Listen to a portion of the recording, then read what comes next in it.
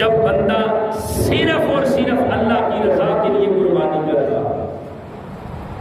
اس کی قربانی میں کوئی نمائش نہیں ہوتی، اس کی قربانی میں کوئی دکھلاوا نہیں ہوتا، اس کی قربانی میں کوئی ریاکاری نہیں ہوتی، وہ جب صرف رب کی خوشنودی کے لیے اللہ کے راستے میں جانور قربان کرتا ہے تو فرمایا اللہ رب العزت ہر عمل پر، ہر قدم پر اپنے بندے کو اپنا قرب عطا کرتا۔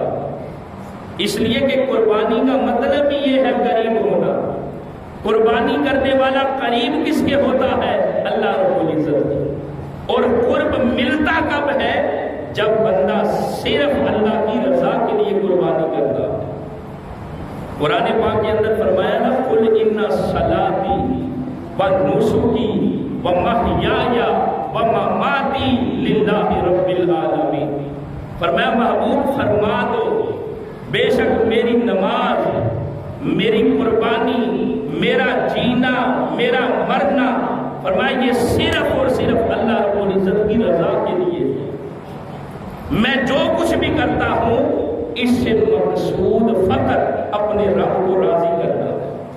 تو قربانی کرنے والا بندہ جب اللہ کی رضا کے لیے قربانی کرتا ہے تو اس کے ہر عمل پر اللہ رب العزت اس بندے کو نیکی عطا کرتا ہے، اور ہر نیکی کی وجہ سے اللہ رب العزت اپنے بندے کو اپنا قرب عطا کرتا ہے۔ تو قربانی اتنا محبوب عمل ہے کہ بندہ خدا کو قربانی کی وجہ سے اللہ رب العزت کا قرب مل رہا۔ لیکن کب؟ جب بندہ صرف اللہ کی رضا کے لیے کرتا، وہ ریاکاری نہیں کرتا، وہ دکھلاوا نہیں کرتا، اس کو کسی کو دکھلانا مقصود نہیں ہوتا، وہ صرف یہ دیکھتا ہے کہ اس میں میرے رب کی رضا ہے۔ اور جب رب کی رضا کے لیے، رب کی خوشنودی کے لیے قربانی کرتا ہے تو فرمایا ہر عمل پر اللہ رب العزت اسے اپنا قرب عطا کرتا ہے۔ قرب کی صورت میں فرمایا اسے نیکیاں عطا کرتا ہے، اور ہر نیکی اس بندے کو اللہ کے قریب کرتی ہے۔